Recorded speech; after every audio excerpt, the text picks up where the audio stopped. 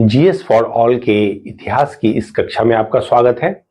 आज हम आइए दक्षिण भारत के इतिहास को देखते हैं। उत्तर भारत के प्राचीन इतिहास को लमसम देखा जा चुका है, जिससे महत्वपूर्ण प्रश्न आते हैं।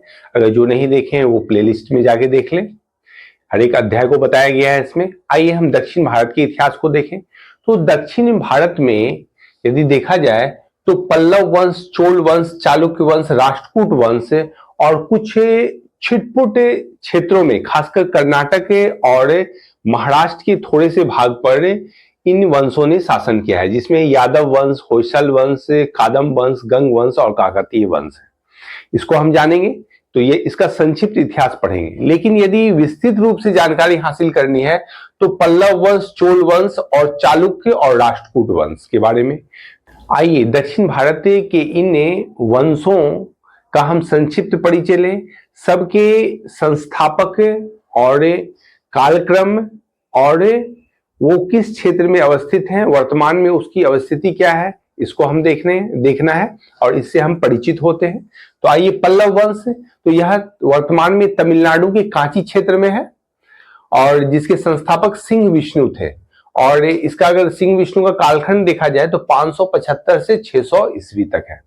दूसरा देखिए चोल वंश, यह तमिलनाडु के तांजय या तंजौर या तंजावुर में अवस्थित है। तो मतलब पल्लव और चोल जो है तमिलनाडु के ही क्षेत्र में स्थित है। अब आइए चालुक्य वंश, तो चालुक्य को यदि देखा जाए तो यह कर्नाटक के और महाराष्ट्र का क्षेत्र है। इस क्षेत्र को देखिए तो चालुक्य के 3 शाखा हुए हैं इतिहास में, जिसमें एक कल्याणी के चालुक्य और दूसरे वातापी के चालुक्य और तीसरा वेंगी के चालुक्य। तो याद रखिए नासिक से गोदावरी नदी तक का क्षेत्र जो है ये चालुक्य का क्षेत्र है। और कल्याणी यानी कर्नाटक के क्षेत्र को देखा जाए यानी पश्चिम की ओर, तो कल्याणी और वातापी के चालुक्य आते हैं, जिसमें देखिए कल्याणी के चालुक्य के संस्थापक तैलक द्वितीय को माना जाता है, जो कि कर्नाटक क्षेत्र में पड़ता है। और वातापी के जो चालुक्य हैं उनके संस्थापक जयसिंह माने जाते हैं।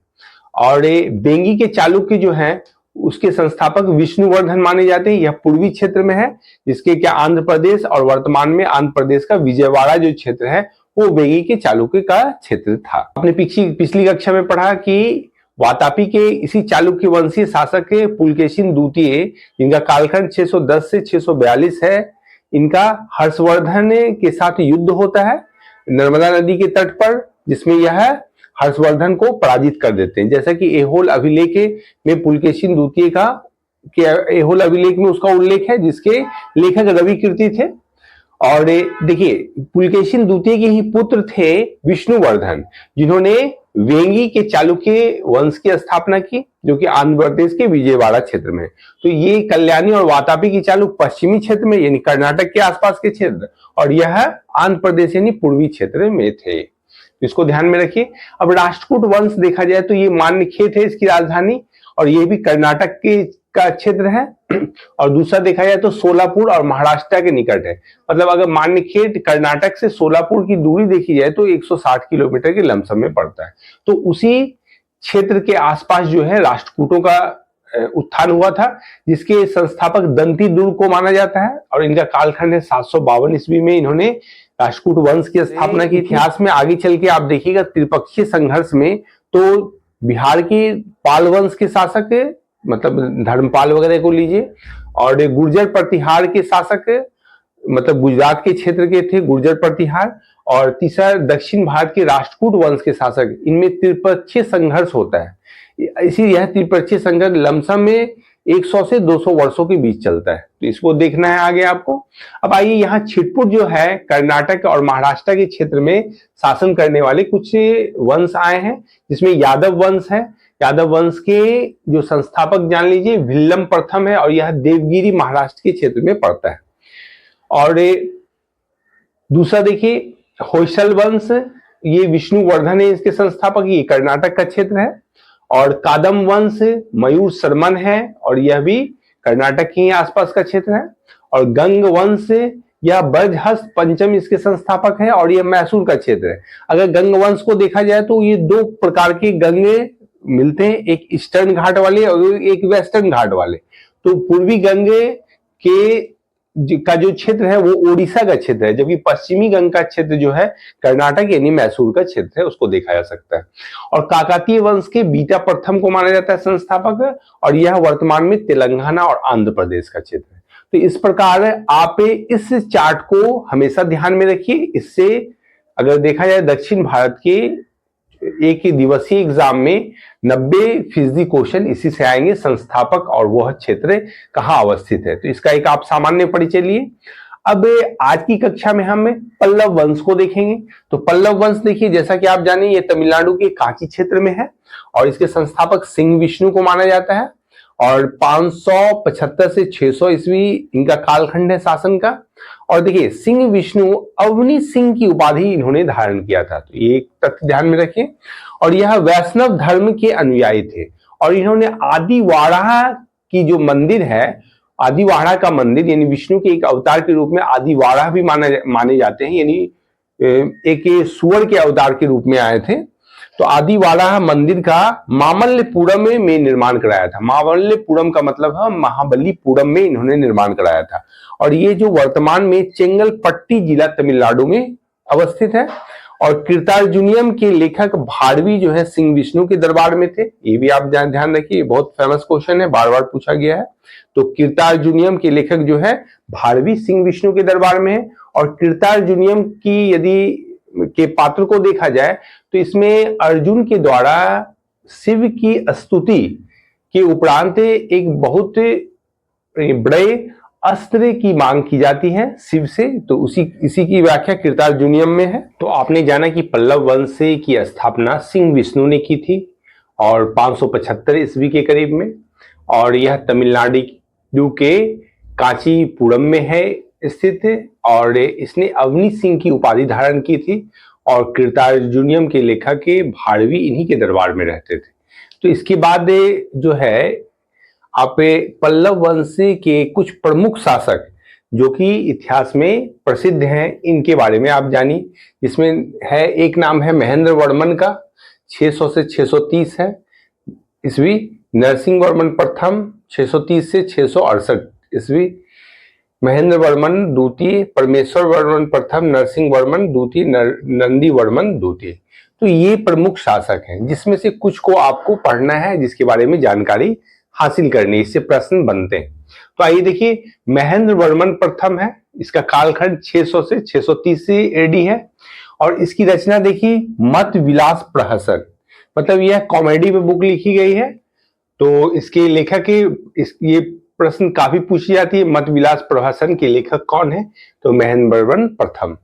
देखिए पहले ये जैन मतावलंबी थे, बाद में शैव तमिल संत अप्पाड़ के प्रभाव में आके ये भी शैव हो गए, तो ये भी ध्यान में रखिए। तो महाबलीपुरम का 81 रथ मंदिर है और यह विश्व प्रसिद्ध है। इसकी संख्या 7 है, जिसमें से आप रथ मंदिरों में सबसे छोटा द्रौपदी रथ है, जो कि किसी भी प्रकार का इसमें अलंकरण नहीं है। और यह है इसकी अद्भुत रचना का मूल कारण है कि एक पत्थर मतलब पूरे चट्टान को काटकर, मतलब गुफा को ही काटकर एक मंदिर का निर्माण किया गया है। इसलिए महाबलीपुरम का रथ मंदिर बहुत ही विश्व प्रसिद्ध है। अब आइए दूसरा देखें हम दूसरे शासक को, नरसिंह वर्मन प्रथम। ये वातापी कोंड और महामल्ल की उपाधि धारण किए थे नरसिंह वर्मन प्रथम, ये ध्यान रखिएगा। और इसी के काल में वैनसांग कांची आए थे, तो ध्यान में रखिए वैनसांग के कांची का आगमन इन्हीं के काल में हुआ था, नरसिंह वर्मन प्रथम के काल में। ये देखिए तीसरा जो प्रमुख शासक है परमेश्वर वर्मन प्रथम, 670 से 700 एडी के बीच में है। यह शैव धर्मावलंबी थे और इन्होंने बहुत सी उपाधि धारण की थी, जिसमें लोकादित्य है, एक मल्ल है, रणविजय है, अत्यंत काम है, उग्र दंड है, गुण भाजन आदि उपाधियां धारण की। और मामल्लपुरम में गणेश मंदिर का भी निर्माण कराया था, यानी महाबलीपुरम में इन्होंने गणेश मंदिर का निर्माण करवाया था परमेश्वर वर्मन प्रथम ने। और यह विद्या के अत्यंत प्रेमी होने के कारण इन्होंने विद्या विनीत की भी उपाधि धारण की थी, तो इसको भी आप ध्यान में रखें। पल्लव वंश के शासकों को आपने देखा, जैसे महेंद्र वर्मन प्रथम, नरसिंह वर्मन प्रथम, महेंद्र वर्मन द्वितीय और परमेश्वर वर्मन प्रथम और नरसिंह वर्मन द्वितीय और नंदी वर्मन द्वितीय। और इसके बाद नंदीवर्मन तृतीय और एक कंप वर्मा का नाम दिया हुआ है जो अंतिम शासक है। अगले शासक को देखिए नरसिंह वर्मन द्वितीय को। तो इनका योगदान ने मंदिर स्थापत्य में द्रविड़ शैली के प्रारंभ के कारण इनका नाम जाना जाता है। तो देखिए अरबों के आक्रमण ने इनके काल में ही हुआ था और इसने राजा सिंह यानी राजाओं में सिंह, आगम प्रिय यानी शास्त्रों का प्रेमी और शंकर भक्त की उपाधियां धारण की थी, ये ध्यान रखना है। और कांची का कैलाशनाथ मंदिर का निर्माण इनके काल में ही हुआ था जिसे राज सिद्धेश्वर का मंदिर भी कहा जाता है।